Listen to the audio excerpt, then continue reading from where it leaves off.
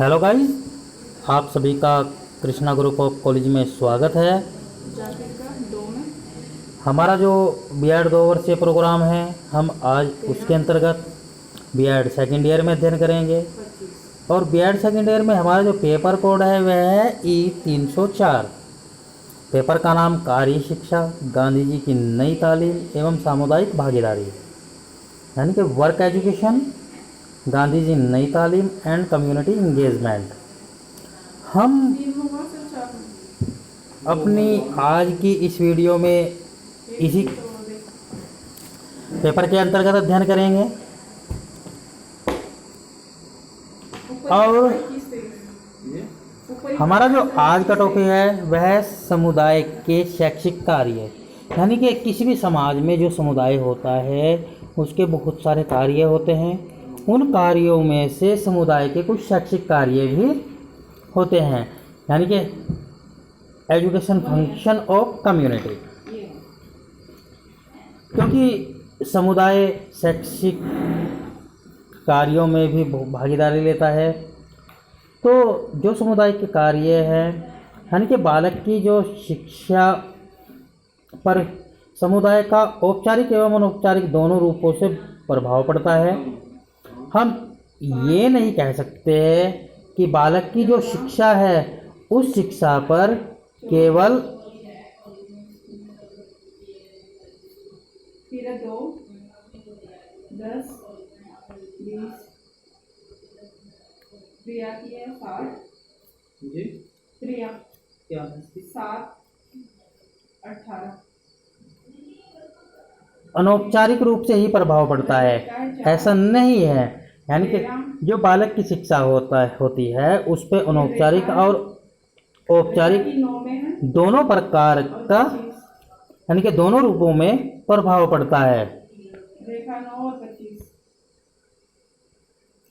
समुदाय के शैक्षिक कार्य बहुत सारे हैं, उनमें से कुछ शैक्षिक कार्य निम्न प्रकार से हैं।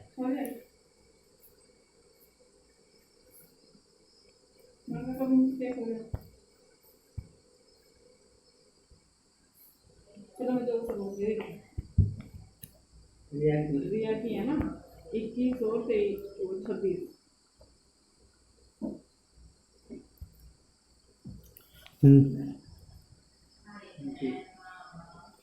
नंबर 1 है विद्यालयों की स्थापना। यह नंबर 2 डल गया है, बट यह नंबर 1 है।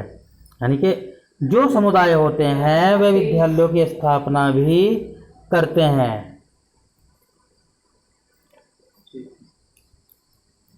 सचिन 4, 17,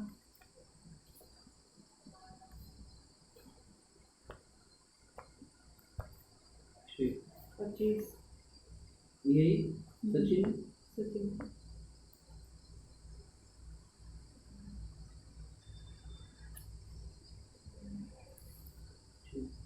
सलमान की 14, 21।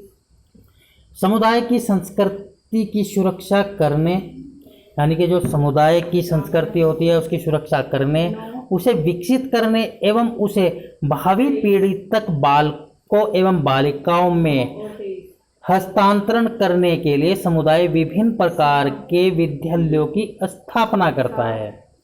बहुत से समुदाय तो अपने निजी सांप्रदायिक स्कूलों की स्थापना भी करते हैं, जिनमें बालकों को अपने संप्रदाय विशेष की सेवा एवं कल्याण के लिए प्रशिक्षित किया जाता है। यानी कि जो समुदाय अपने सांप्रदायिक यानी कि निजी सांप्रदायिक संस्थानों की स्थापना करते हैं, वे अपने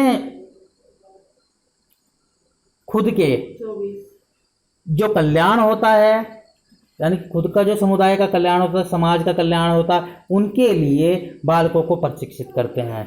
नंबर 2 आता है हमारा सार्वभौमिक शिक्षा की व्यवस्था, यानी कि प्रोविजन ऑफ यूनिवर्सल एजुकेशन। शिक्षा के विभिन्न स्तरों को समुदाय निश्चित करता है, साथ ही साथ बालकों एवं बालिकाओं हेतु सार्वभौमिक शिक्षा की व्यवस्था भी करता है।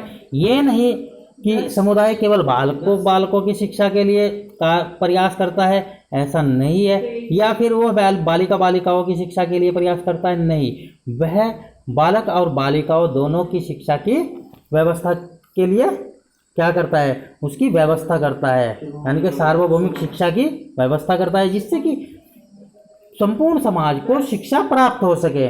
नंबर 3 है हमारा शिक्षा के उद्देश्य का निर्माण एवं शिक्षा पर नियंत्रण, फॉर्मुलेशन ऑब्जेक्टिव्स एंड हाँ तो सुगुन के कंट्रोल ऑन एजुकेशन।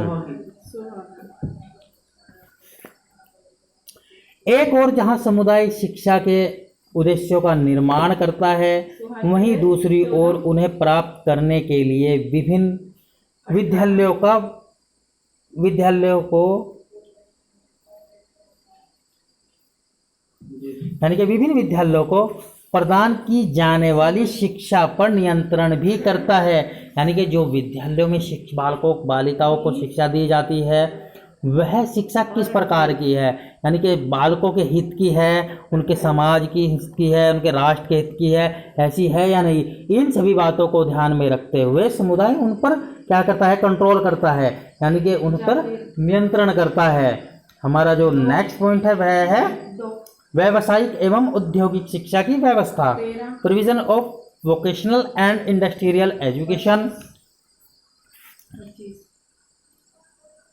वर्तमान युग औद्योगिक एवं तकनीकी क्रांति का युग है, अतः बालकों के लिए व्यावसायिक, औद्योगिक एवं तकनीकी शिक्षा की परम आवश्यकता है, क्योंकि आज के समय में इस आधुनिक युग में औद्योगिक क्रांति ने बहुत तरक्की की है। इसीलिए समुदाय विभिन्न प्रकार के व्यावसायिक, औद्योगिक एवं तकनीकी स्कूलों का निर्माण भी करता है। यानी कि समुदाय ये चाहता है कि उसमें रहने वाला जितना भी जन समाज है वह और सार्वभौमिक के लिए यानी कि सभी के लिए अच्छी शिक्षा की व्यवस्था के लिए प्रयासरत रहता है। हमारा जो नेक्स्ट पॉइंट है वह है पाठ्यचर्या का निर्माण, कंस्ट्रक्शन ऑफ कैरिकुलम। आज का डेट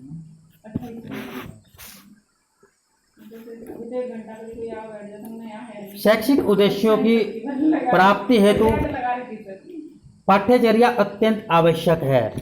अगर पाठ्यचर्या ही नहीं होगी तो वह शैक्षिक बालक या बालिकाएं शैक्षिक उद्देश्यों को प्राप्त नहीं कर पाते हैं। इसीलिए बालक एवं बालकों की जो शैक्षिक उद्देश्य हैं उनकी प्राप्ति के लिए पाठ्यक्रम बहुत ही आवश्यक होता है।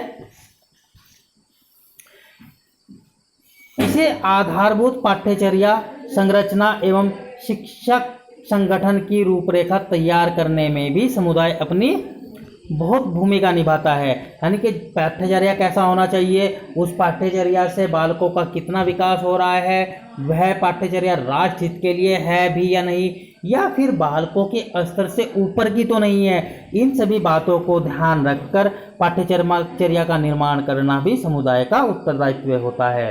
हमारा जो नेक्स्ट पॉइंट है वह है विद्यालयों के लिए धन की व्यवस्था।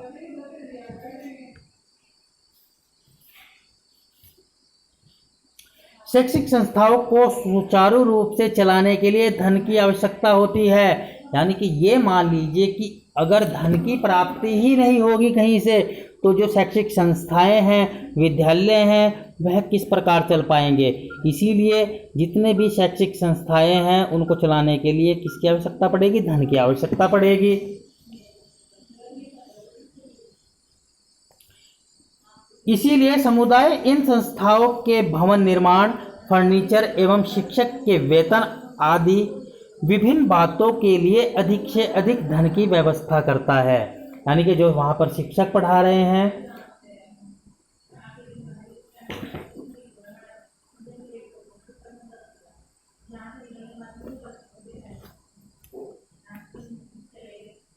उन शिक्षकों को वेतन भी चाहिए। अगर उन्हें वेतन नहीं मिलेगा तो उनका जो पारिवारिक स्थिति है बहुत दयनीय हो जाएगी, उनकी आर्थिक स्थिति खराब हो जाएगी। तो इन सब बातों को, और बच्चों को बैठने के लिए फर्नीचर की आवश्यकता भी होती है। अगर भवन ही नहीं होगा बच्चों को बैठने के लिए, यानी कि तो बालक ऐसी स्थिति में कहाँ पर बैठकर शिक्षा ग्रहण करेंगे। इन सब बातों को ध्यान में रखते हुए जो समुदाय होते हैं वे विद्यालयों के लिए धन की भी जरूरतों को पूरा करते हैं या उसकी धन की भी व्यवस्था करते हैं। फिर हमारा नेक्स्ट पॉइंट आता है प्रौढ़ शिक्षा यानी कि एडल्ट एजुकेशन। समुदाय की उन्नति के लिए बालकों की शिक्षा की अत्यधिक आवश्यकता है, किंतु इससे भी अधिक प्रौढ़ों की शिक्षा की आवश्यकता है, जिनके ऊपर समुदाय की विभिन्न आवश्यकताओं एवं समस्याओं को सुलझाने का भार है।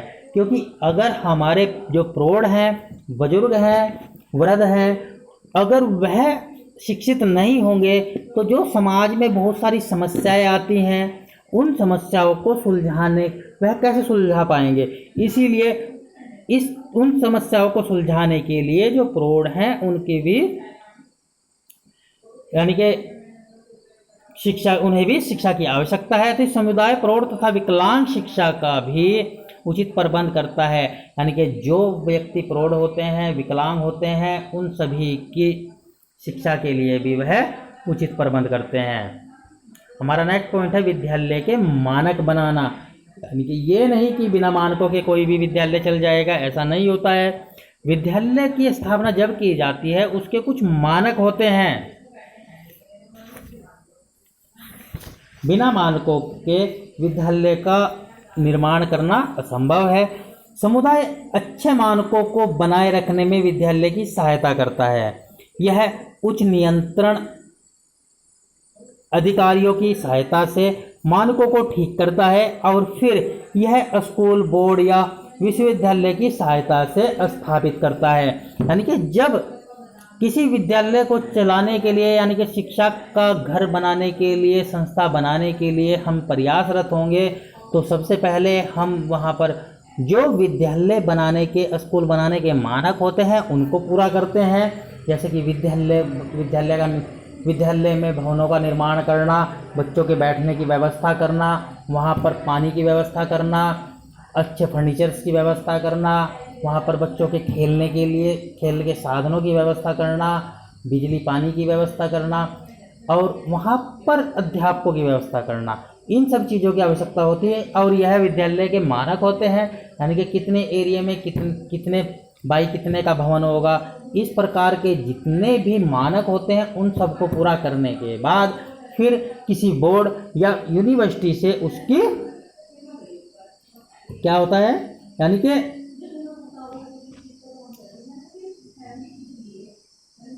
सहायता से सत्यापित कराया जाता है।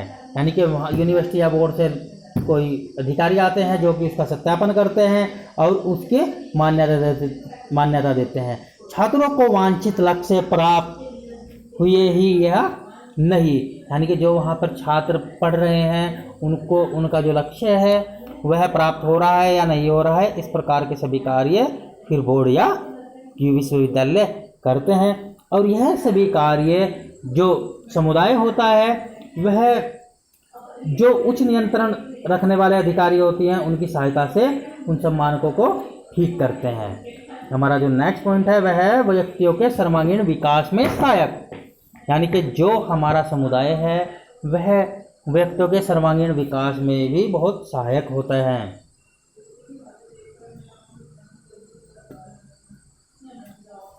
समुदाय विद्यालय में उचित वातावरण बनाता है ताकि छात्रों में विभिन्न प्रकार की विकास, शारीरिक, नैतिक, सामाजिक, सांस्कृतिक, शैक्षणिक आदि हो सके।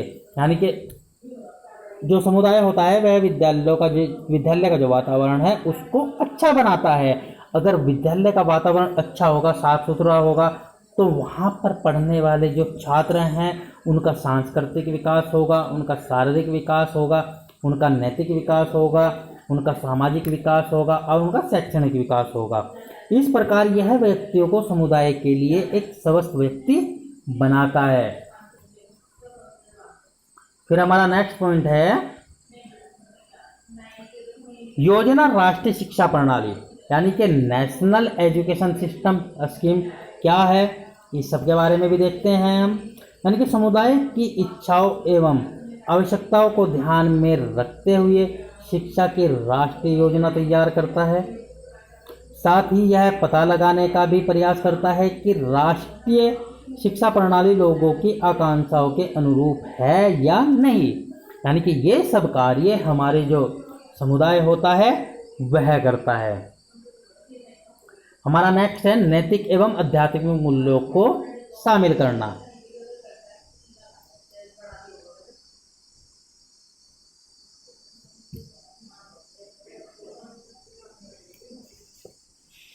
समुदाय के पास मानवता की सांस्कृतिक विरासत है, यानी कि जो मानवता की सांस्कृतिक विरासत होती है वह किसके पास होती है? समुदाय के पास होती है। नैतिक और आध्यात्मिक मूल्यों को यानी कि बनाए रखा जाता है। यह व्यक्तियों में उन मूल्यों को विकसित करने का प्रयास करता है, यानी कि ईमानदारी। हमारा जो समुदाय है वह व्यक्तियों में बहुत सारे मूल्य जो होते हैं उनको विकसित करने में सहायता करता है, जैसे कि ईमानदारी, सच्चाई, जीवन की सादगी एवं उच्च विचार, व्यवहार, मेहनती, साथी भावनाएं आदि मानव मूल्य हैं। इन सभी मूल्यों को समुदाय जनता के बीच इन मूल्यों की वकालत करता है और प्रचार करता है, यानी कि जो जनता होती है उन सभी के बीच में समुदाय अपने विचार रखता है और उनके विचार करता है। इसीलिए जो समुदाय होता है वह शिक्षा के क्षेत्र में भी बहुत अच्छी तरीके से कार्य करता है।